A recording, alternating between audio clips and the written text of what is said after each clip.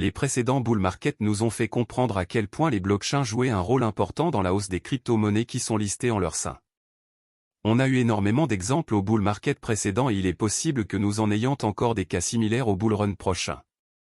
Bonjour chers amis, c'est Monsieur Cryptologue, c'est toujours un plaisir de vous retrouver pour de nouvelles vidéos.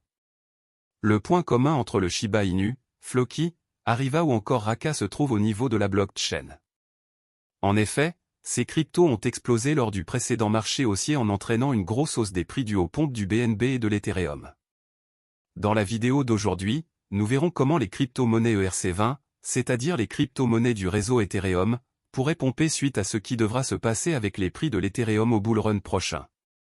Si vous êtes prêts, on commence.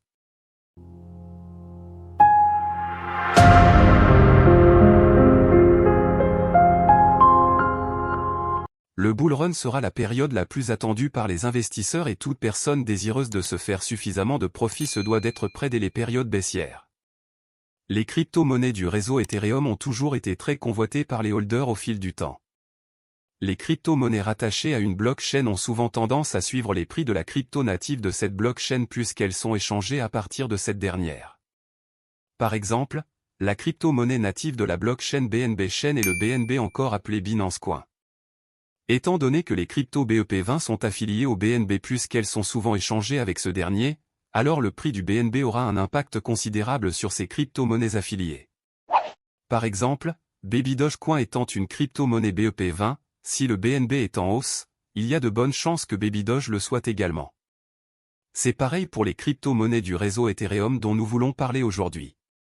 Lorsqu'on revient un tout petit peu en arrière, on voit bien qu'en 2021, le TH a touché un nouveau sommet en effleurant presque 4 900 $. À cette période, les crypto-monnaies telles que le Shiba Inu, Floki ou encore Decentraland Mana atteignaient elles aussi de nouveaux ATH. Pour rappel, le Shiba a effectué une hausse de plus de 6 millions de % pour atteindre son ATH, Floki a effectué une hausse de plus de 300 000 % pour atteindre son ATH et également Mana, qui a effectué une hausse en passant de 0,0092 $ à 5,85 $ comme ATH.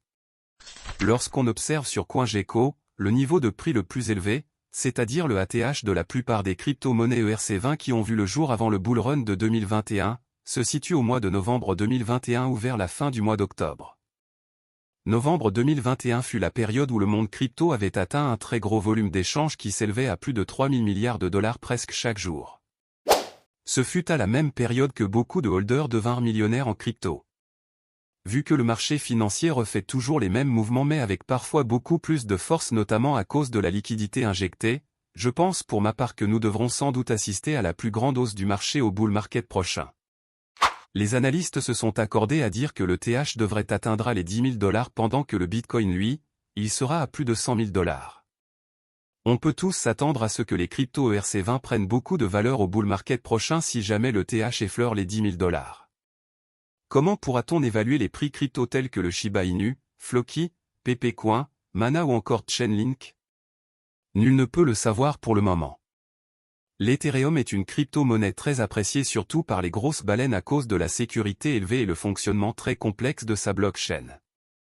Plus de 1 660 000 personnes utilisent la version Binance Peg de l'Ethereum et ce dernier a déjà à son actif plus de 51 300 000 transactions.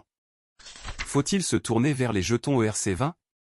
La réponse est sans appel car même le plus grand CEX du monde liste énormément de crypto-monnaies du réseau Ethereum. D'ailleurs, ce n'est pas pour rien que la plupart des crypto-monnaies des autres réseaux effectuent une migration d'une partie de leur supply vers le réseau Ethereum. Voilà chers amis, nous sommes arrivés à la fin de la vidéo d'aujourd'hui. Cette vidéo avait pour but de mettre en lumière l'impact que le TH pourrait avoir sur ces crypto-monnaies satellites comme nous les avons vues tout à l'heure. Dites-moi ce que vous pensez des jetons ERC20 pour votre part. Mentionnez un ami en commentaire et partagez la vidéo afin qu'elle touche un maximum de personnes. On se dit au revoir et à très bientôt pour une nouvelle vidéo.